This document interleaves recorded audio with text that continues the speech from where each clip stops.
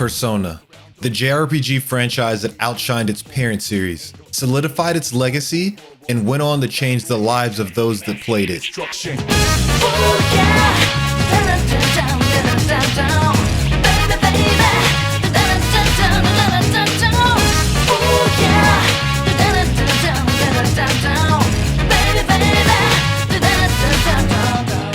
No matter who you are, if you like JRPGs, you've heard of or been encouraged to try out Persona. Before playing any Persona game, I assumed that it would just be an innocent slice of life dating sim, but within minutes, my entire perception of the franchise changed. I found myself exploring difficult topics like suicide, pedophilia, psychological struggles, and self-discovery. Many argue that the success came from just the social links, but I argue that the mature storytelling and the setting had just as much of an impact. In a world where teens and young adults have the same conflicted thoughts, Persona offered an escape, a safe haven, a lifeline. But before we get to how Persona became this life-changing series, we have to rewind to its origins and revisit its parent franchise, Megami Tensei.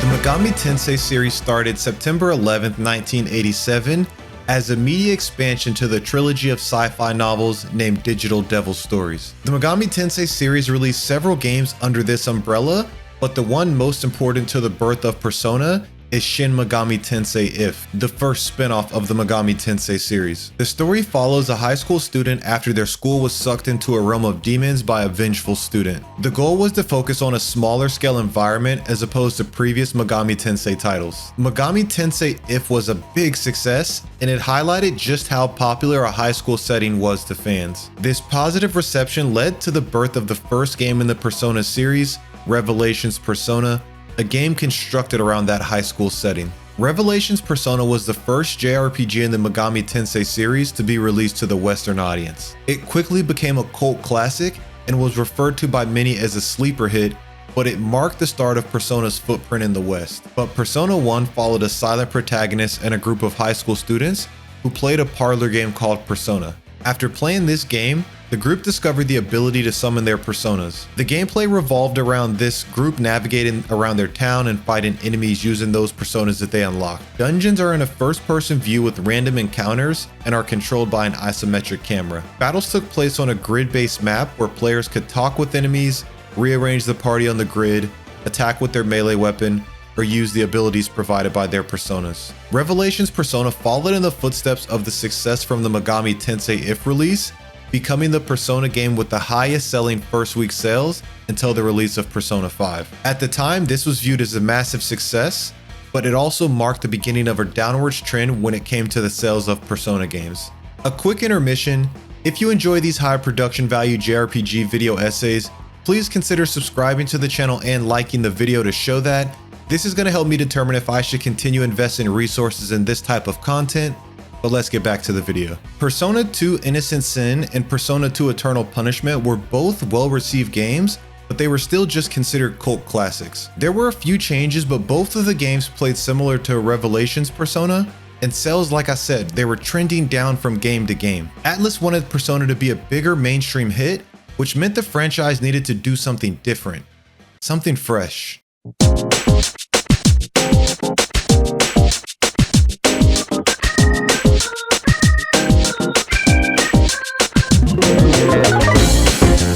Persona 3 was a big turning point for the Persona series, and it laid the groundwork for future titles and offered a new take on the Megami Tensei formula. For the first time since Persona 1, first week sales were trending in an upwards direction. Persona 3 was released 6 years after the last mainline Persona entry, but benefited significantly from being able to be released on the PlayStation 2. This allowed for a massive improvement compared to the previous titles that were released on PlayStation 1. The environments were now fully 3D, combat graphics were much more detailed, and you were able to control the angle of the camera. The story followed a new transfer student who is attacked by a shadow during the Dark Hour and awakens his persona. The protagonist is recruited by the SEES, a group of high school students who are dedicated to investigating the Dark Hour, shadows, and Tartarus. Persona 3 introduced so many new things.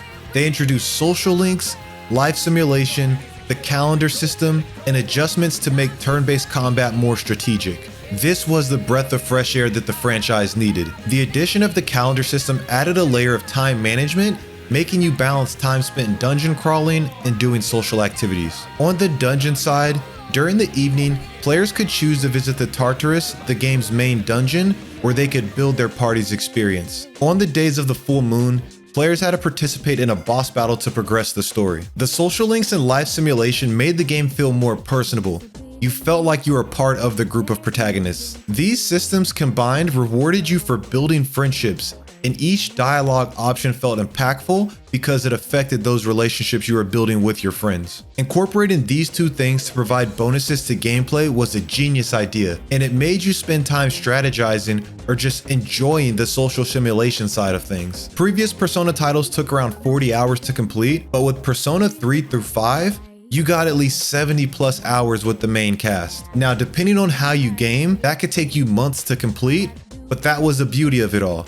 You got to spend more time with your friends, escaping whatever real-world issues you had going on around you. Accompanying that with the mesmerizing soundtrack Persona was known for, it just made for a completely immersive experience that you can find yourself getting lost in. Persona 4, though, is where the franchise began to take off and establish its identity. The first week sales were just shy of Persona 1, which was deemed a massive success, but it showed that the formula they established in Persona 3 was on an upward trajectory as long as they kept perfecting it. Persona 4 built upon the success of Persona 3 by refining its gameplay mechanics and its storytelling, incorporating a murder mystery plot. Murders were taking place all over the small town, and bodies were being found dangling from TV antennas with an unknown cause of death. This appeared to be linked to the Midnight Channel, a TV channel that appeared at midnight during rainy nights. The protagonist and his friends discover that they can enter this TV world, a parallel dimension where they can battle shadows, manifestations of suppressed emotions. They then form an investigation team to uncover the truth behind the murders in the Midnight Channel. For the most part, gameplay-wise, a lot of things stayed the same from Persona 3 to Persona 4. Social links became an even bigger part of the story and character development. The side activities were also expanded on to include things such as having a part-time job. There were, however, a few key differences that took Persona to the next level from Persona 3 to Persona 4. A very easy to spot difference was the aesthetic of the game. Persona 3 took a more somber approach using muted colors, while Persona 4 featured a more vibrant and brighter color palette. Instead of having one massive dungeon like in Persona 3, Persona 4 featured several smaller dungeons that reflected the inner psyche of different characters, making the exploration of dungeons feel more varied and different, and were also weaved and intertied into the narrative. Another difference was that all of the party members were controllable, which in Persona 3 you controlled the main character and the rest were controlled by AI. All of these changes were well received, and it became clear that the Persona franchise was elevating to new heights. With the refinement of all the popular mechanics from series to series, the Persona franchise was now building brand continuity and establishing its new identity. Persona 4 expanded the franchise's cult-like following, and the narrative stopped being that Persona was just a sleeper series. Following the success of Persona 4, the franchise went spin-off crazy. We got Persona fighting games, a Persona dancing game, and even a Persona spin-off that attempted to fuse the Persona IP with Etrian Odyssey's gameplay style. All of these sound like odd choices, but they were successful. It seemed like anything with the Persona IP attached to it was going to succeed. This was a nice stretch of just new Persona spin-off games that we were getting, but that all halted after 8 years when they released Persona 5 in 2016.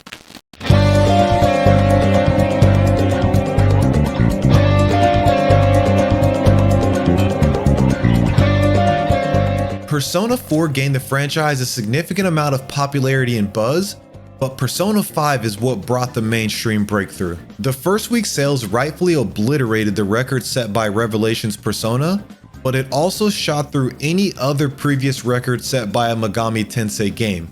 This was the best-selling first week sales ever in the entire overarching franchise. With Persona 5, it's easy to see that there was a massive leap in quality from Persona 4. Persona 5 transcended the JRPG genre and is considered one of the best JRPGs of all time. This was the game that changed and saved lives. As I mentioned earlier, the cult-like following used the Persona series as an escape from reality. Now the mainstream audience got a chance to feel that experience. Persona 5 gave us an unbelievable 100 plus hours of playtime just to beat the story. This meant multiple months with the Phantom Thieves, feeling like you're a part of this amazing crew of misfits. To some people, this was the lifeline they needed to make it through hard times. Just those few months to keep them pushing in hopes that things would be better on the other side.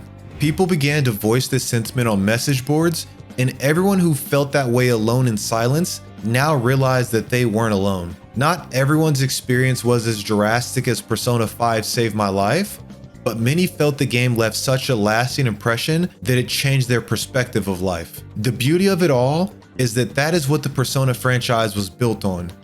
Characters facing their fear, insecurities, and hidden desires to ultimately become stronger and more self-aware. Tackling psychological struggles like depression, anxiety, and trauma, but presenting them as obstacles to overcome through understanding and support. So when Persona 5 brought the mainstream breakthrough, new fans had an entire back catalog of games to go through that would reinforce those same themes. Persona 5 perfected the formula established in previous Persona games. The social simulation was peak, the artistic style was generational, the music was legendary, and the story was immersive. Palaces were just a chef's kiss, being woven into the story as creations of malevolent intent in the hearts of adults. The objective as a team of misunderstood teenagers to conquer a palace and change the perspective of adults was just such a relatable experience. You hear the music everywhere, and even if you haven't played Persona 5, you know that it's the Persona 5 music. The calendar system is being incorporated into other games, and those games go on to be the best-selling games in their franchise's history. You could argue the amount of impact and influence Persona 5 has left hasn't been replicated by any other JRPG in the last decade. Persona 5, similar to Persona 4, sparked another crazy run of spin-offs and re-releases. The game did such an amazing job making the fanbase grow attached to the Phantom Thieves that it was hard to put the IP away. We got Persona 5 Strikers, we got Persona 5 Tactica, we also got Persona 5 The Phantom X, and now we have new fans wanting them to go back and remake the old games in light to Persona 5 with the graphics and the combat style. But now we're approaching the 8-year mark since the last mainline entry, and all eyes are on Persona 6 to fill the massive shoes left by its predecessor. So far, there's not much known about Persona 6, except that Atlus wants Persona 6 to be even greater than Persona 5, which is going to be a lot of pressure to fulfill that legacy. But this concludes the journey of how Persona became a life-changing JRPG franchise, but here I'll have a video linked explaining every other JRPG series in 15 minutes. Thank you for your time, and I'll catch you in the next one.